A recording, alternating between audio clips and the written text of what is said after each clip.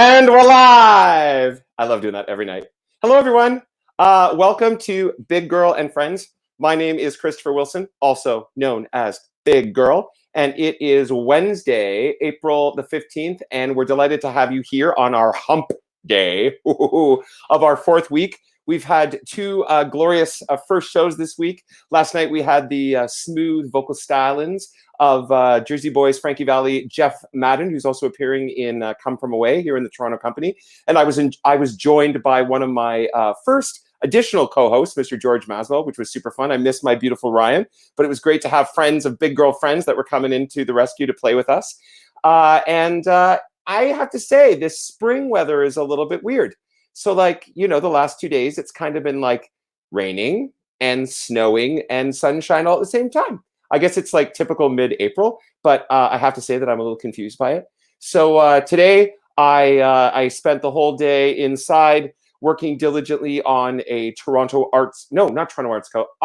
Arts Council grant, as we're looking forward to fall programming with Toronto Musical Concerts. So I've been diligently doing my little administrative duties, and that's kind of how my day rolled out. Oh, and I also and I don't offer this story with any sort of wah-wah. I had my first also COVID cancellation, as I'll call it. There's COVID connections and COVID cancellations. So I was booked this summer to do a wonderful production of The Music Man under the direction and choreography of my dear friend Stephanie Graham at the Thousand Islands Playhouse. And we were supposed to start rehearsals in June at the beginning on the 2nd. So I wasn't the least bit surprised that we received the cancellation. But where my heart lay was with the beautiful young woman who called from the Thousand Islands Playhouse, who was the kindest soul.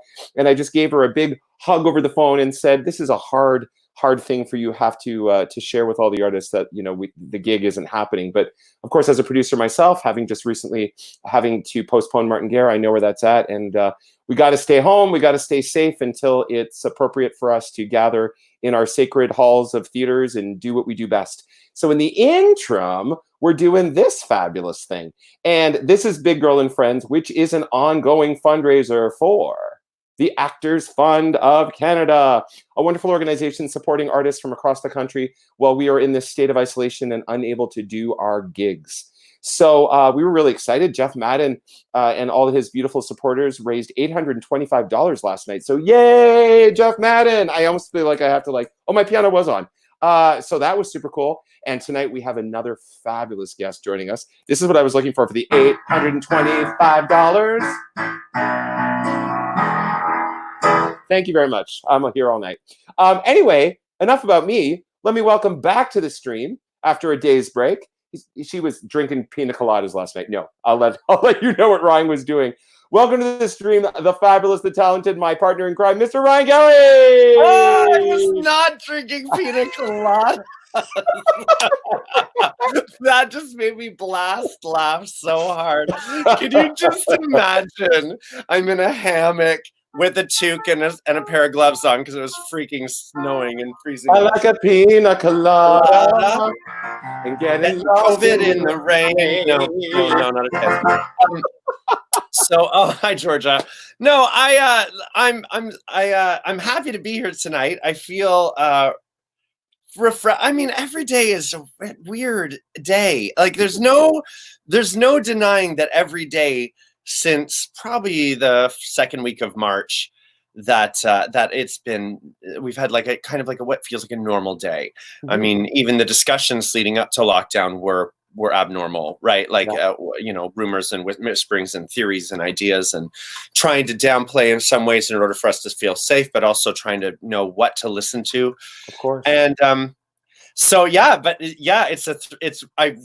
felt I actually got something done last night that I talked about for weeks on end, but I hadn't done. And I'm not kidding. I hadn't done laundry since about 2 weeks before this went down. So I finished my laundry at 4 a.m. because I went and did my laundry in the middle of the night so I wouldn't run into anybody or have to interact with anyone. And then I got to sleep in today.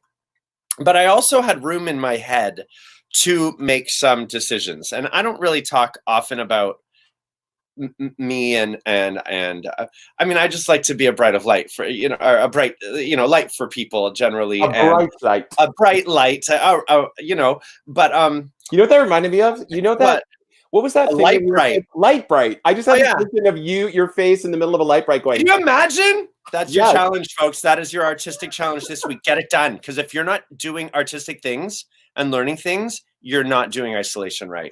Just so you know, everyone, no one's doing isolation right. We're all just doing it. Please, let's be realistic. No, I have a lot of social anxiety. And so for me to be I thrive in chaos, and yet I need to know the boundaries and the idea around it in a weird sort of way. And so at first, this isolation idea, I was quite actually not excited about, like, we are living in exciting times, but I was a little bit like, oh, I can do this. I dealt with an injury a few years ago that had me on the couch for a couple months, and I definitely claim my own time when I'm alone. But for me, the anticipation of things actually takes up a lot of space in my head and my heart. And so when I know that I have to do something, especially something that I have to get prepared for energetically, I end up freezing.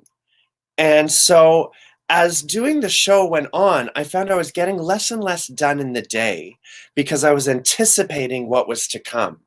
And that wasn't healthy for me, because at the end of the day, I'd realize I didn't get anything done. I'd be frustrated with myself. And then I found I had less and less to give in the show. And I don't want to be like that. I don't want to be in that space. And so this, I don't know, I know I'm not alone in feeling this way, but I just want to state to be careful with ourselves on our output and input right now, like what we take in and what we put out and the pressure to create, because or create, like do it, whatever you need to do, but also be ready to listen to yourself and go, you know what, I think I need a day off so I can just like not think about it. I haven't had an official day off where I don't either have to think about a show or a job or a class since March 8th. So I'm ready for that boredom thing that everybody's been talking about on Facebook that they're having, because that would be amazing. But thanks to the little rest, I've got myself a little bit of tea. I've actually made myself a little French vanilla that I poured into it, like a little international delights. And I'm thrilled to be here again and to visit with our guest tonight, because I just adore our guest, and I adore being here. And I'm grateful to be here. So thank you for putting up with my needs and what I need to in order to get through this situation in my little cell, in the most healthy way for me. That's super awesome. That's super awesome that you shared that with us, Ryan. Thank you. I just appreciate it. So absolutely. Yeah. So and there were tons of people clamoring for your game. That's what I'm also saying. That I'm like, look, like I gotta I know everybody. Based on all the fan mail I've been getting this week. Is it the TikTok fan mail? Yeah. No, I just mean the people out in the courtyard with the signs. Like they're just like, Ryan. But I gotta share the wealth with mediocre co-hosts like, George Maxwell. I mean, how did he do? I don't know. Who knows? I said to George, I said, come join me Thursday. He's like, I'm hired. I'm back. Oh, I'm glad. And I'm really glad that he's amazing. Right. And thank you, Sophia. I do appreciate it. And I'm very I feel humbled a little bit actually coming back in a way, because it took me a while not to feel like I had to apologize to take a break. But and I've never been disingenuous. Like I've loved everyone that I've met, but we have to love ourselves, and self-care is so important right now. So so here's to loving ourselves. And because you did laundry, it looks like you got a cute little outfit on tonight. Well, I've got my Atari shirt back, which I haven't worn in a little while. Oh, come on, show us. Give us a Superman. Well, what I haven't done vintage. I haven't played any video games here yet in my time of isolation. I have a PS4, and I'm not even a good video game player. But I'm like, and then I'm like, I gotta get ready here. I got to teach. Blah, blah, blah, blah, blah. So I'm super excited. By the way, here's some information for all you movie watchers out there. www.nites, spelled NITES.TV. It's a global free streaming service for films and television. It's just been released this week due to the pandemic. There are no pop-ups. There are no viruses. It is www.nites, spelled NITES.TV, and it is free, and you can watch whatever you can find on there. So I watched a couple movies last night that I have been meaning to watch, and I watched a great documentary on Alien, the making of Alien. Is that the one? Yeah, but I don't know. Maybe it's a secret. I don't know. So hide. Write it down, everybody. Yes. But it's like a friend of mine gave me the info, and it's legit. And I'm a bit of a streamer, like a pirate stealer. So, and I go through the pop-ups and the clicks and the boops, and this has none of those. So it's quite lovely. And it's like 1040. What is it? 1040 HD or whatever that is. Like it's super sharp, super slick.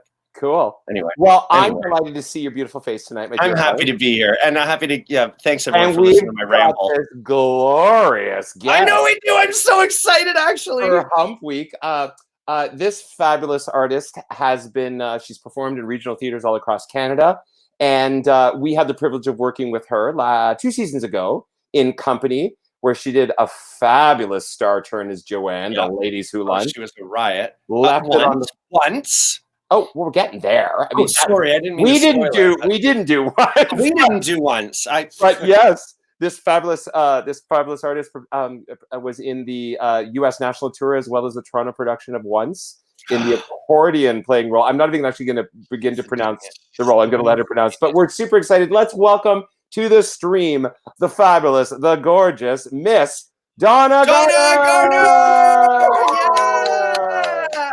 Hello, gorgeous. God love you, one and all. How are you, sweetheart? Well, I'm all right. How are you guys? Good, you know. Oh, look at that. Laura Larson's like, yay, Donna Garner. Yes, thank you. Yeah. Considering you transfer. Sending her to transfer. So at least someone's getting some money, you know, like that. That's right. It's valuable right now. It's very so, Donna, where are you in the world right now? What city? Where are you right now? I am home with my own folk in Toronto. Donna Garner from Toronto. That's what they called me on tour. Okay. And that's where I am. I'm actually from Embro, but I'm in Toronto. That's where I live now. Where's Embro? Embro. Well, it's sounds like a thriving metropolis. It is. I grew up on a dairy farm just outside of Embro, and it's near Stratford. Oh, nice. How far from Stratford is Embro? 15 minutes. So it's a rural community. Is it predominantly like a farming community? Oh yeah. Were you in the 4-H club? I sure was. I was in Cat Club there, Ryan. Yes, nice. I actually took one homemaking unit. It was a sewing unit. I sucked so badly that Mom said I didn't have to go back. And I liked Calf Club, and I even showed cows, like even professionally a little bit at the Royal and things. In your whites? In my whites. Yeah, nice. Nice. Wow. Cool. So your family had a farm? Yeah. Wow. My nephew's there. And what specific type of farm? So you had cows. So was it a dairy farm? Baby, Holsteins, black and whites. Holsteins. Cool. Did you ever play music for them? Did I what? Did you ever play music for them? I've seen those videos of people playing music for cows and cows being like super into it. If my brother John is watching, I don't know whether he is or not, but I used to sit on the fence post when I was like 2 feet tall and sing to the cows, and they all come over, right? They're fascinated by anything. It wasn't my singing. I would sing to them all the time, and he thought it was hysterical. That's amazing. Yeah. So, growing up in a rural part of Ontario, what was your entry into this crazy world we call the showbiz? Well, you know, that area is rife with lots of singers and lots of community theater. There's tons of it. And so I grew up, I mean, we had the Oklahoma soundtrack, and so often my brother would throw on the Oklahoma soundtrack and wake us up. Yeah. But yeah, we grew up singing in church, and I'm from a big family. I'm the youngest of 13, and almost all of us. Wow. What? You guys didn't know this? I didn't know there was that. I knew. I thought 13? 13 From the same youngest. Oh my God! I'm just imagining the Brady Bunch stairs with all those kids lined up on it. Like, wow. So we sang a lot together, and church stuff, and then show stuff. My mother was a beautiful singer. She had her own radio show when she was 12 years old in Stratford. Yeah. And we just grew up in the showbiz family. What's that? Like, it was a showbiz family. It was like Sonia just wrote the Garner family, like the Von Trapps and the Leahys and the Leahys stayed at our farm. Okay, so like we used to go see the Leahys step dance up at the Bob Cage and Fiddle contest when I was a kid. Oh, so God. yeah, we used to play and dance with the Leahys. Oh my gosh, wow. Oh, that's so cool. So okay, so where did you play? What did you do? Did you all have an instrument? Did you you have a stage in your barn? The Leahys came to play at the Embro Fair. And I guess we had enough room to house them, so they stayed over at our house, and that was where with 13 kids. Like, you had like a bunk. You had a bunkhouse in the backyard. Well, like there were 6 bedrooms in the house, and then there was a trailer. So I think the cooler ones got to stay in the trailer. That's just the coolest thing. Yeah. So what was your sort of first formal entry into music? I started piano when I was 5, and I started singing lessons when I was 6. And Joyce Jackson says I married number 10. Sorry. Oh, that's my sister. Married number 10. Nice. Hi, Gracie. And then I started taking some violin when I was about 12, and that didn't really take. But there was cello, there was strings in our public school program, which was saved my ass all over the place because I wasn't the most scholastic person.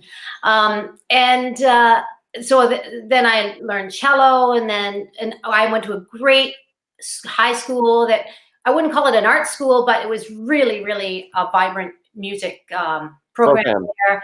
And Gilbert and Sullivan, like there's so many people in the business that came out of that school and that county. Like there's so much music and theater there. Amazing. So it's pretty cool. So did you do a lot? You talked about community theater. So with all those things you did in high school, were you involved? What was your first stage experience? When did you realize that you wanted to be in the spotlight? My sister and I, she was 5 years older. She was the next eldest, and we always would put on skits and stuff for the other siblings and in the rec room, as it were, in the 70s. And but my first. And I did music festival and stuff like that, and I loved that stuff, and I still do. I'm an adjudicator and things like that.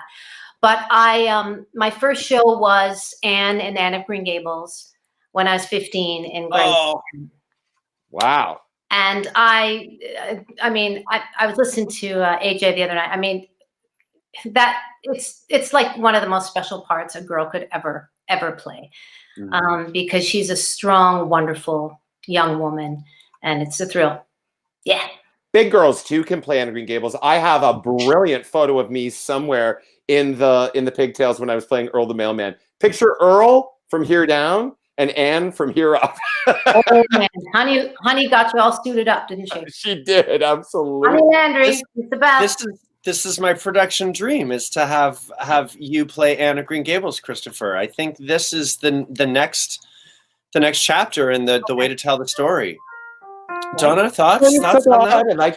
Is there room at your right?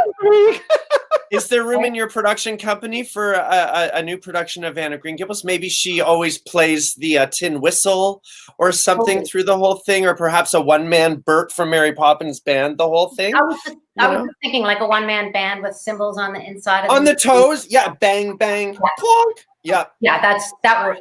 Totally works. Yeah, they're beautiful. Okay, Chris, get working on it. That's next week. Okay. Got it. Thanks, buddy. So where did you do post-secondary music training? Yes.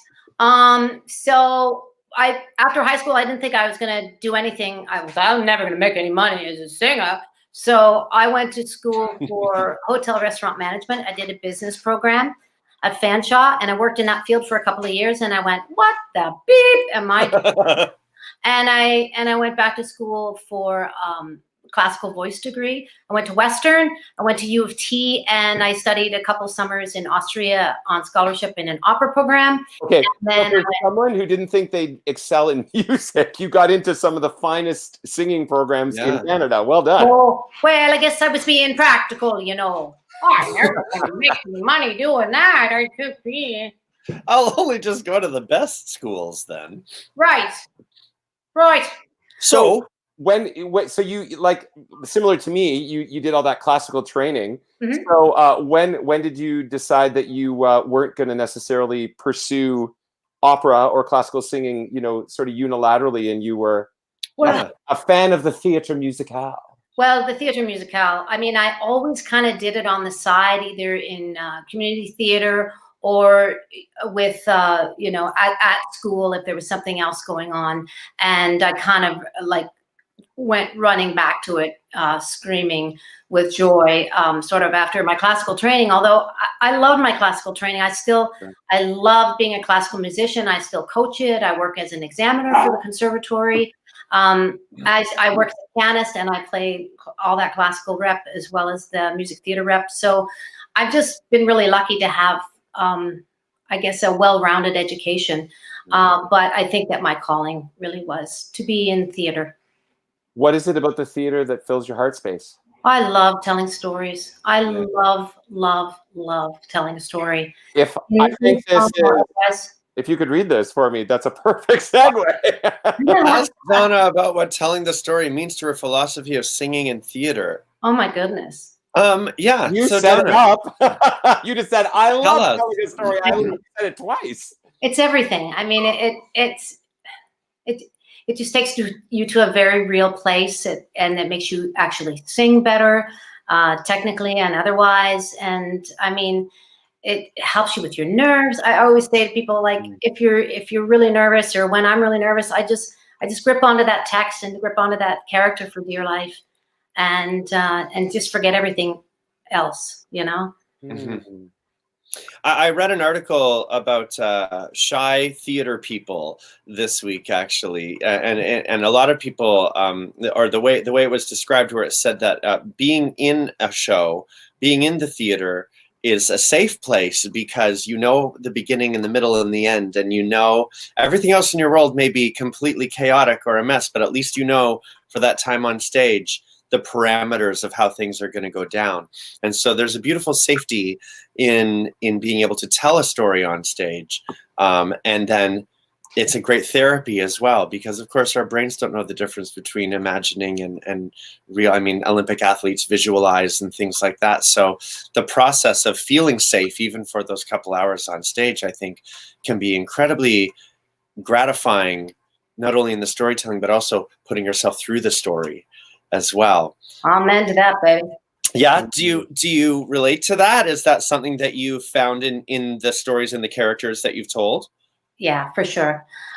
It's funny because, you know, sometimes I'll get a role and I'll get partway into sort of researching it, or partway into rehearsals, and I'll go, oh my God, I got this at the perfect time. Like, this is such a cathartic experience for me to do this part. And how did this happen? You know, I'm not sure what there is about that, but I think it's wonderful when we can learn from stuff that we're doing on stage. Your lovely niece and our dear friend Sherry and Grandma Alice as a good storyteller. Oh God! Everybody else wants to ask all the questions tonight. I know, but tell us about Grandma Alice. Is Grandma Alice your mother? Yeah, Alice was my mom, and Sherry's grandma. Sherry Garner is my niece. And she's also in the business, and a gorgeous singer and a gorgeous storyteller. And my mom and my first singing teacher, who was Ruth Hodgins in Woodstock, Ontario, they both talked about telling the story. That's the earliest memory that I have of learning how to sing well. And they were both very strong women, and that's sort of where that came from.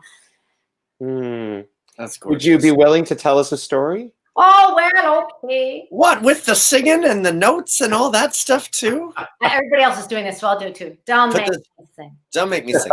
I usually, when you pull a cigarette, I just usually pull it here. I'm like, I know. want you to sing, Donna. Sing me a song.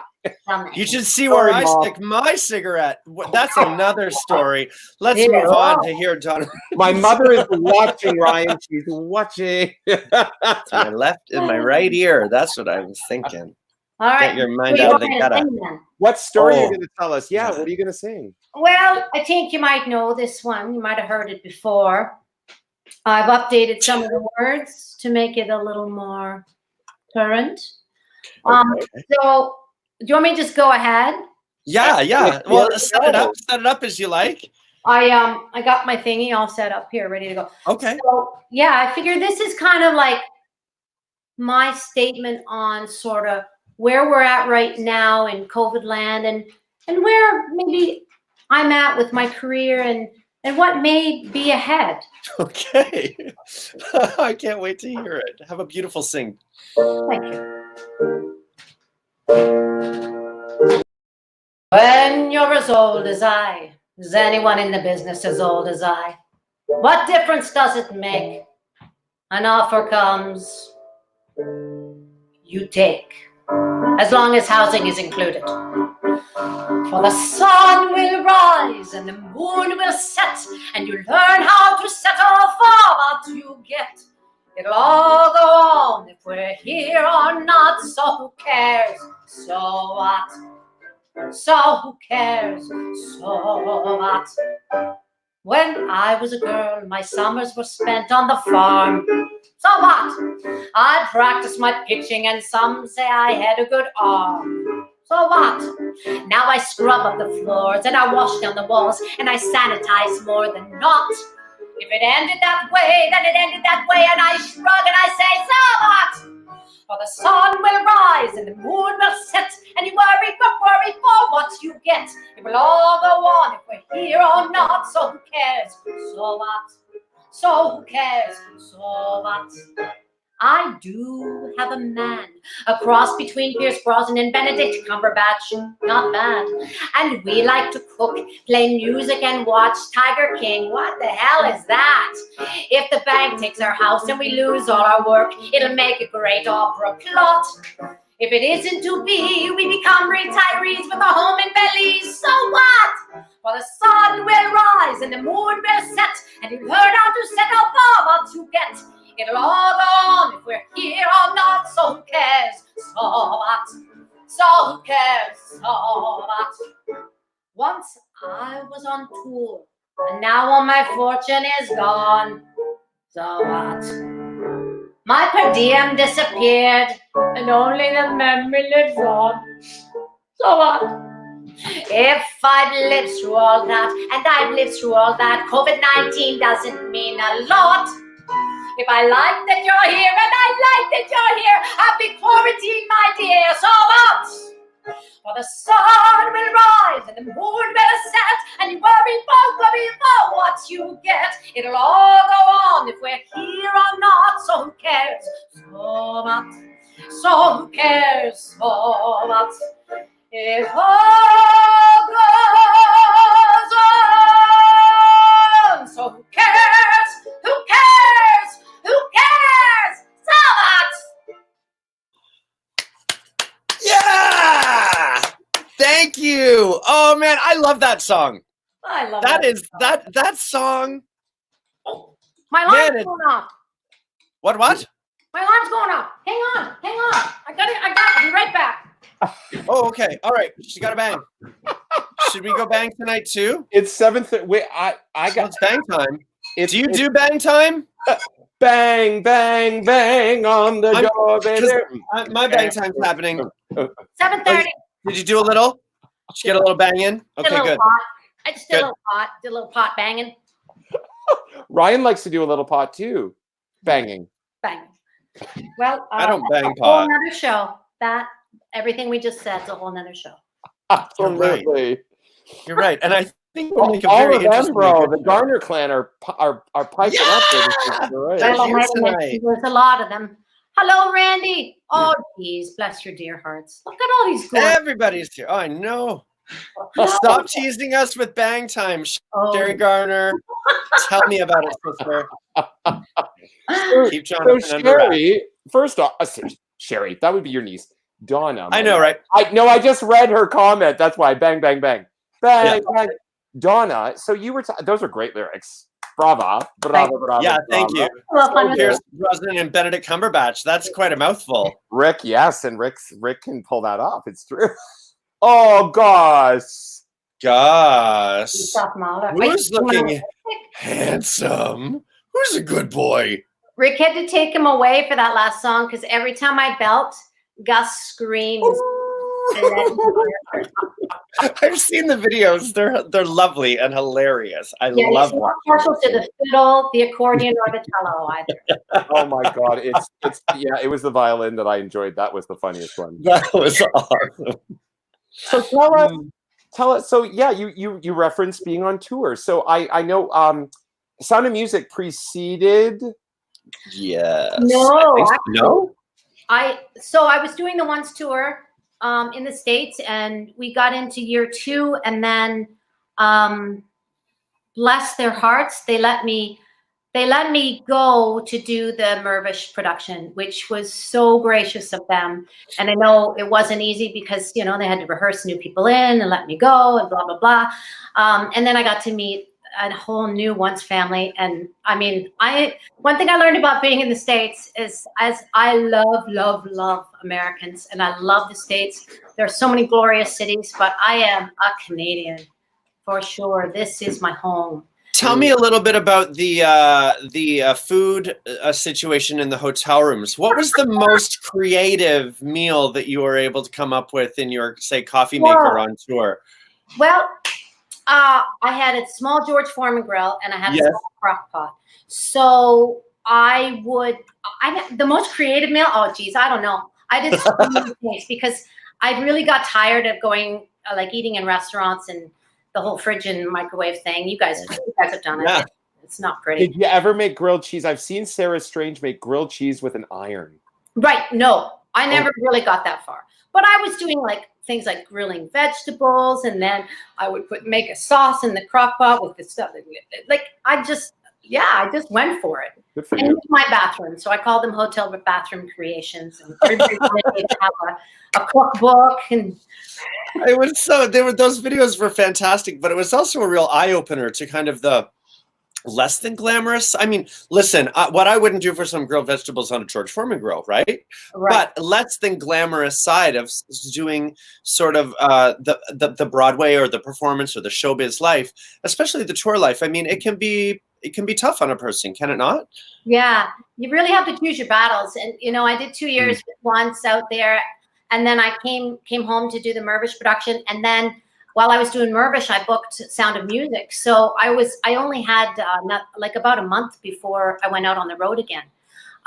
For another 2 years, I did Sound of Music for 2 years. So, my husband and I really had to figure out how to be married on the road, as it were. Yeah, and luckily we're both very independent people. We like our alone time too. But we also made a pact that we would see each other every, on the Once tour, a little bit better paid than Sound of Music. No offense to anyone at Networks. No, for sure. It was just, we just made a pact that we would see each other. Do you have a butler? I'm sorry. What is going on right there? And here he is now, Mr. Hughes. Thank you. Bless your dear heart. Wow. Hi, Rick. Wait. It's Rick. Say hi. Yeah, because I have to remember what I'm doing. Hey, Rick. Let me take this away because it's in your face. There we go. Do you have some guests? Do we always have surprise guests? Yes. Well, thank you, Hughes. Friends of big girl friends. Absolutely. Yeah. So we just made a pact that we would see each other as much as we possibly could. And I flew home a lot, even just for one day. And we made it work because we were out there a long, long time. Can I ask you a question in regards to sort of leading into, because I know you've got your own production company now, and which is beautiful. I want to talk about that a little later. But leading into that, part of what your company is about is that your performers play instruments, and you've described you playing instruments a lot. And so, for me, I don't play an instrument proficiently.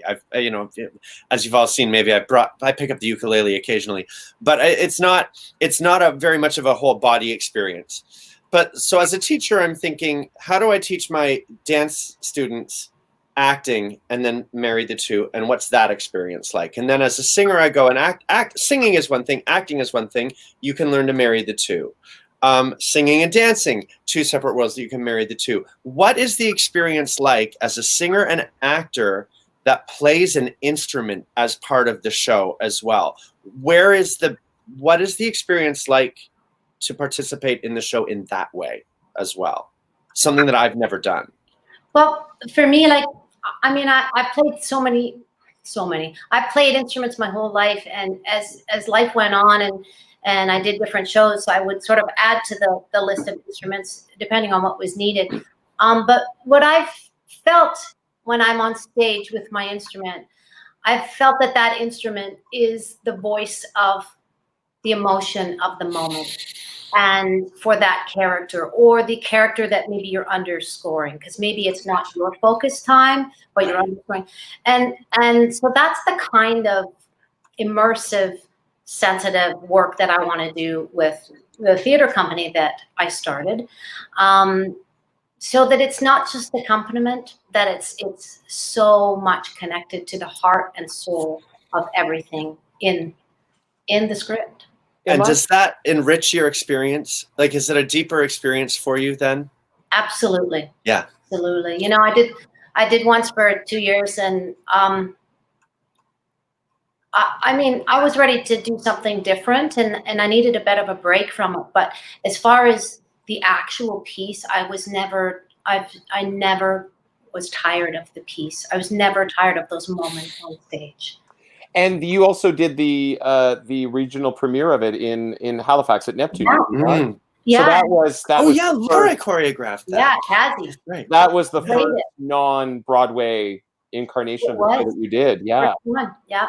And that was with all your Canadian cronies. Yeah, I was really, I was lucky again, because it was the second year of Sound of Music, and then I heard that was happening, and they spoke to me about it, and so I asked Sound of Music if I could take a leave to go and do the first regional production of Once. And first of all, they said no, but Jack O'Brien was actually our director, and you know, he's a Tony-winning director, and he's a wonderful, wonderful person.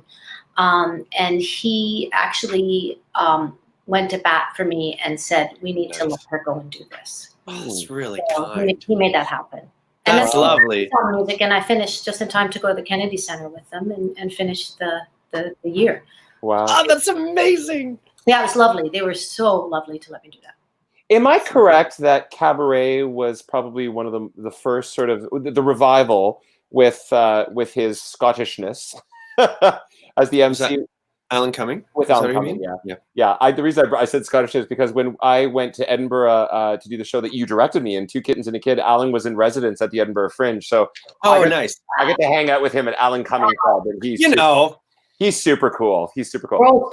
But was Cabaret, I think Cabaret was the revival was one of the first Broadway shows where the ensemble played the instruments. I think that was that first shift. Yeah. And I mean, we saw it, and then we saw it with Company.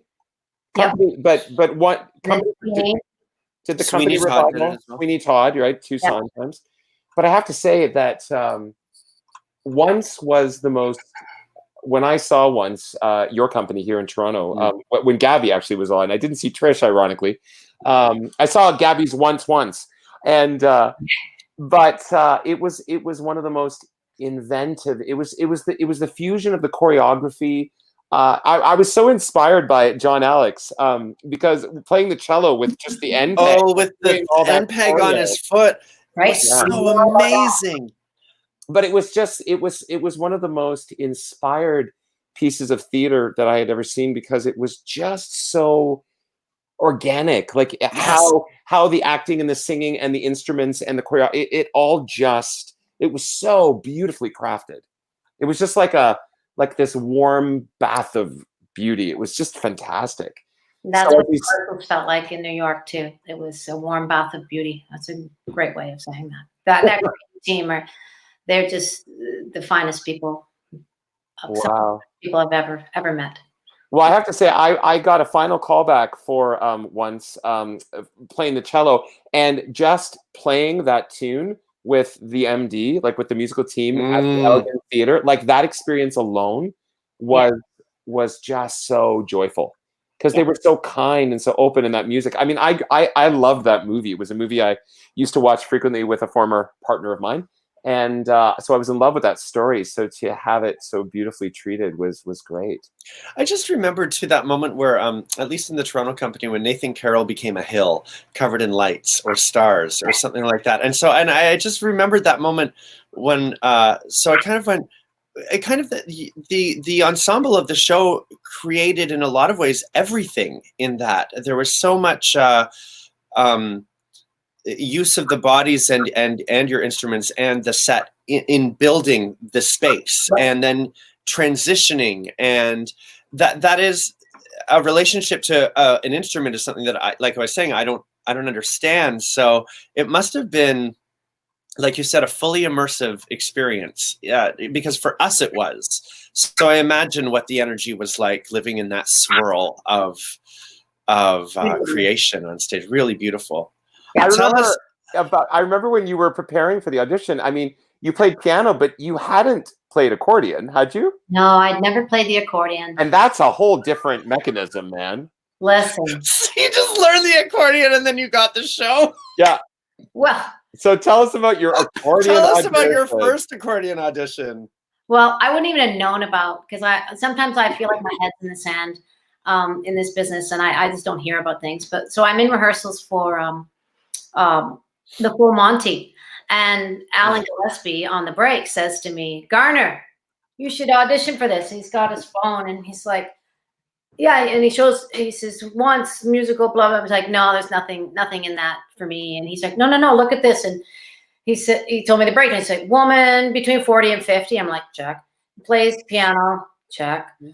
Plays accordion. I was like, oh, I don't play that. So I rented one on the way home from Brampton that night. As you do. And I called my agent, who was a new agent at the time, and I said, I would like to have an audition for this. What do you think? And he said, "Do you play accordion?" I said, "Absolutely." As you do, apparently. Yeah. And then he called back to make sure when he had my time. He said, "I just need to make sure they need to know that you play this instrument." And I was like, yeah, I do. So, you know, I had 8 days or something, and that poor cast at the Rose in Brampton, they had to listen to me try and learn the accordion during tech. So bless their hearts for putting up with me. Wow. And are we seeing a Dora award over your shoulder for the ensemble of ones? Is that what that was for? Oh God, yes, and that is a gorgeous story. So our Mervish cast won the ensemble Dora for once, and it was a wonderful night. And they're just amazing people. I love every single one of them. And the next night we had to do a show, and they all, I guess they met early or something before the half or something, and they decided that I should have the Dora. Like, how funny is that? Why? And then we talked about like going to everybody's house for a while, and then coming back to stay here. And so it went to a couple houses, but it hasn't really made the rounds yet. So let me know if you want. It looks gorgeous. Is that on the piano back there? Is that there? What? That's gorgeous. That's lovely. Yeah. Susan Garner, is that your sister? Depends. Well, I have 2 Susan Garner sister-in-law. Okay. Well, Susan Garner, a first donation of $50 in honor of Donna Garner's night Big Girl on Friends on YouTube. Thank you. So thank you. I'll have to figure out which Susan it is. But thank you, Susan. Would you sing another song for us? I would. This one's weird. I like weird. I'm weird. You're weird. We're all weird here. So, Oh, I'm gonna- Jeez. so this is Pull one out my crock in the that meantime. I'm kind of itching to do as actor musician, and over the years I've had to do some kind of strange little auditions, and so this one I came up with a year or so ago, or a couple of years ago, and I don't know whether it works or not. But am I hearing Gus's caller? Are we going to get like a serenade from him during this I too? hope so. yeah, you know, I think you will. So we'll see how that goes. It's tough to find good backup singers nowadays that'll come to your house. So if you've got one there, See how it goes. We'll see. okay, have a beautiful sing. All right, here we go.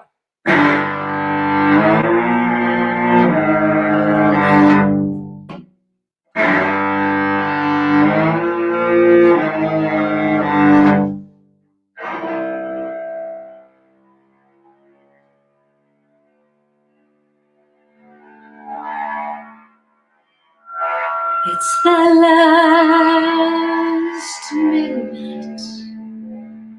It's the last wish. It's the last midnight. Soon it will be boom, squish.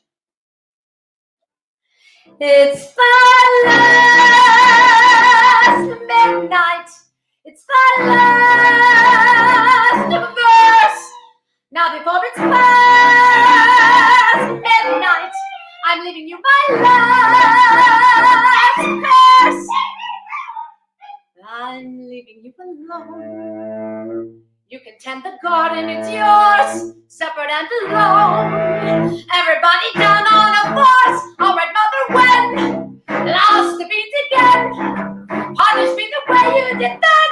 Give me claws and a hunch to stow away from this bunch and the gloom and the boom and the doom. Whee! Oh, wow, that was amazing. That was cool. And honestly, Gus's came in so good at that moment. He's Rapunzel.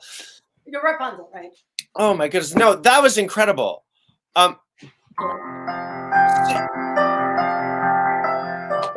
You too. Yeah, I mean, it's really amazing. I still marvel at people who understand using an inanimate object instead of them really themselves to create music. I marvel at it. I watch you guys. I watch Christy G. I watch Scott Christian. I watch all these people that we've had. Who is our drummer for Parade? What's Chris Reeser? Yeah. Incredible way of putting what's in here to something on the outside. And so again, did you arrange that yourself? Like, did you create that?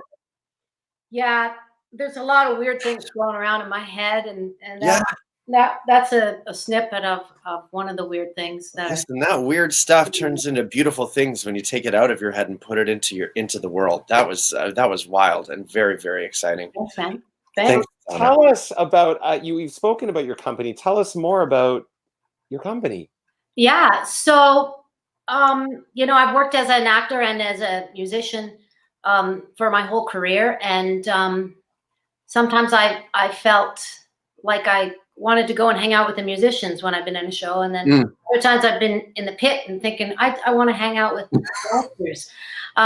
So I think I'm kind of a combination of the two, and I think there's a lot of people that can relate to that.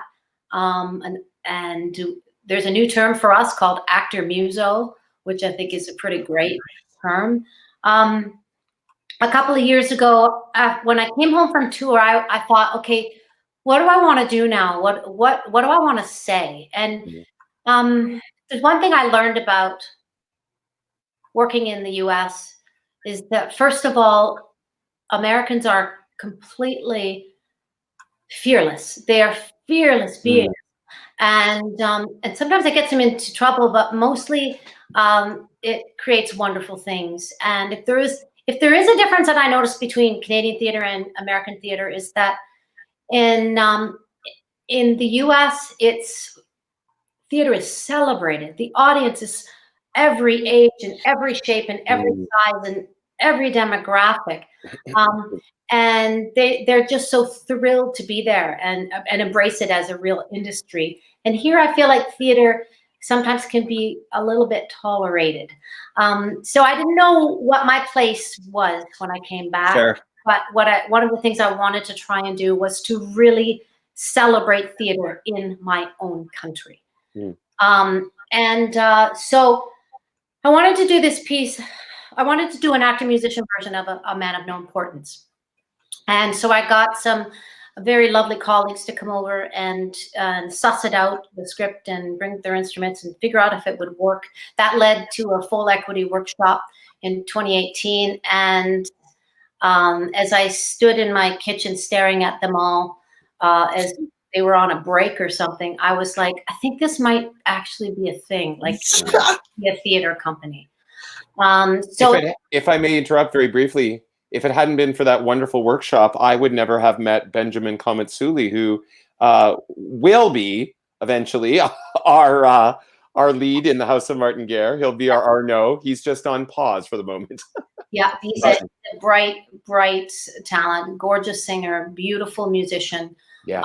And he's one of my buddies, and I'm actually supposed to officiate his wedding. It was supposed to be in May, but they've had to bump it now. I know. We're gonna try and get that done, Benjamin. I'm sure they'll get married no matter whether I'm there. Yeah, so that grew to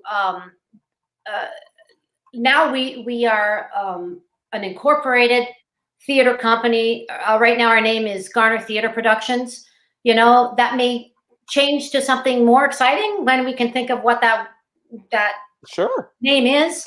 But it's GTP right now, Garner Theater Productions, and we're awaiting our charitable status, and we're having lots of conversations with lots of companies and other artistic directors, and I don't know what it means in the state of what's going on right now, but I don't think anybody knows. So we're just carrying on, and I have a wonderful board of beautiful souls, hard-working souls, and we're working away at it, and we'll see what happens. Awesome. We have lots of stories to tell. That's incredible. That's exciting. And you became an educator, quite a prolific educator. Prolific. No, I mean, you've done a lot. I mean, you adjudicate, you coach out of your home, you accompany, you work. You've come back to the fold at Sheridan, so I get to see you once a week at school. And you know, I mean, several of our people that are viewing tonight have shared how you've supported them in their development of artistry. What does that feel like for you as an educator in terms of how you interact with other artists that you work with, and what that gives back to you and informs your artistry? Oh, I tell you, I love teaching. I love everything that I do, and I thought a lot about it, you know, because sometimes life gets a little too busy, and I think, oh, there's something I can take away here. But honestly, even if I won the lottery, I would still do everything that I do now. You too. I love being in that relationship with a student. Call it a student. That's a terrible word. I love that collaboration. What is it? Because for me, I immediately am adrenalized too. Like it gives me a different sort of energy than I'm accustomed to having, even when I'm performing. So does it, like, how does it jazz you up? Because like it's totally circular, right? Yeah. Just like being on stage, you know. And I don't know. I don't know how to put words to it other than it fills me, and I just feel so blessed to work with the people that come and work here in my living room, or now online with me, and in the rooms at Sheridan and Randolph in the past, and some of the other places that I've worked. And I don't know if this resonates for you, Donna. I think you've had a bit more teaching experience than I had, but I know that there's been, I think I'd probably attribute it to, in the last maybe 2-3 years, there was a real shift in my educational approach. I think at the beginning, because I'm such a, I mean, you guys know me well, because I'm such a big energy person. Effervescent. Thank you. I'm a big girl, but I felt that, in my enthusiasm, I believe at the beginning of my teaching career, which probably started about 11 years ago, sort of about the time I got my Bachelor of Education and started teaching in the school system when I was parenting full time. But I think my initial onset was sort of projecting knowledge and sort of putting on, you know what I mean? Like I was always about the out. And again, I'm yelling, sorry. But in the last 3 years, I something clicked inside of me where I just became more astutely. Something has changed within me. But it was more about listening. And then it was more about listening and being able to put the input where the input was appropriately placed, as opposed to having an agenda of what that input was. Yeah, for sure. Does that make sense? And you can teach the same person and have to approach the session in a completely different way than you did the week before. Because you have to listen. Hi, Maggie. To where they're at and oh my sweet little Your great niece, eh? My great niece, Maggie. What a sweetheart. I was Maggie's babysitter when she was just a wee one for a bit. So we all know Maggie. Hi, Maggie. Hi, Maggie. Maggie's gonna be on here someday. You better keep doing. No kidding. No kidding. Love that kid. You and Maggie have more talent than almost anybody I know. Those girls. Well, I have to say that we are very blessed to have someone like you in our community who is a beautiful performer, a visionary, a creator, a facilitator, an educator, a nurturer, a friend. I mean, you really, and I'm thrilled that you had all those wonderful experiences where you were on the road, making the tour, bucks. But I'm also very grateful that you're closer to home these days, and we get to see. Yeah. Well, I mean, come on, working with you on Company was just an adrenaline rush every time. Sitting down and talking to you about stuff and working through stuff. Oh, look at that! Everybody's saying hi to Maggie, even George. That was really nice. My great niece has hijacked my moment. My moment on whatever this is. Online. I don't know what this is. I just, I think, but you coming from a heart space of storytelling first, you make the experience of working with you and watching you and enjoying you a very participatory experience. Agreed. And that's a rare gift. So thank you very much, Donna. Thank you. Gosh.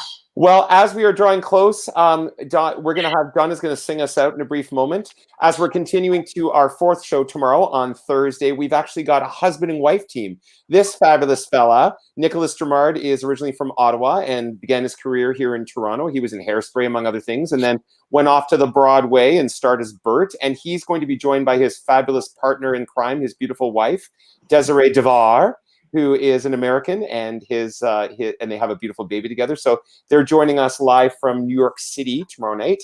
Cool. And we're excited to share music with them. If you're following us on the social media or you want to shout us out, continue to do it with #BigGirlAndFriends. This is so cool. Because this is so cool. It'll be 6 weeks of me going. I don't even think the kids do this. And like, I don't even think that like this is like boomer. No, but there are two things that I'm like, and we're live and #. Those are my two choreographic things that I have. Okay, all right, I buy it. It's a bookend. Yeah. So what are you going to share with us to sing us out, you beautiful soul? I'm going to do a little song from A Man of No Importance, but it's not any song that I would ever sing in the show. But I thought it fit where we're at in the world right now. And, a lot of things have gone down in my life, and I've had to kind of figure out how to brush myself off and carry on. And I think that this is a time that, well, everybody can kind of relate to that right now. So I think that that's what this song is about. And I hope you like it. I know I will.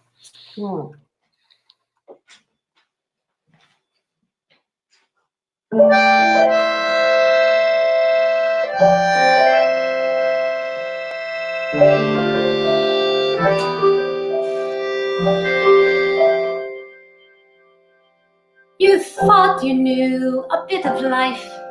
You had no clue. You took a step, the world came crashing down on you. And what you feared the most of all happened. Well, now you've come to. Welcome to the world. Welcome to the world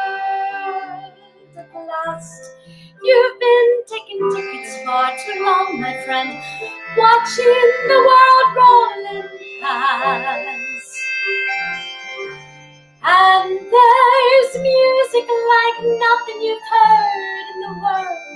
If you just let it play, there are glasses to raise in the praise of surviving the day. For life is clearly something that we can't rehearse. It's dangerous and beautiful and free as verse. And rather than avoid it, high time I stood in its way. Welcome to the world. I am in the world. That should be enough. And that's all I have to say.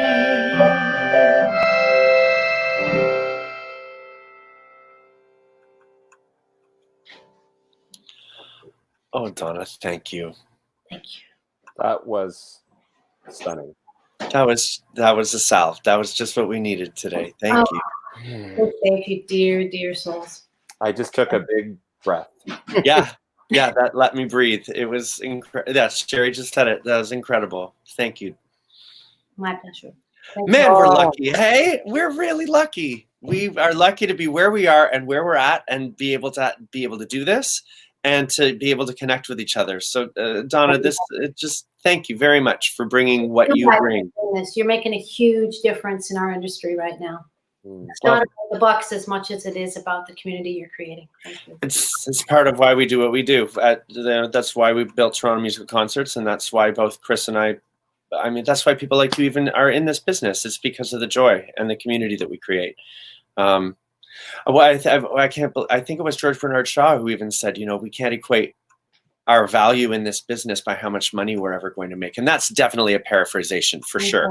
I mean, I'm not a quotist, but I mean the fact that you give us, thank you, Laura Larson, a light of hope. It's we feed each other, and it's a symbiotic communication. And thank you, Donna. You've really fed us this evening with a lot of beauty and storytelling. So, and shout out to Terrence McNally, rest in peace, for those lyrics of that song. Thank you, Donna. Oh, what a beautiful night. We will we'll just have a quick moment with you briefly, Donna.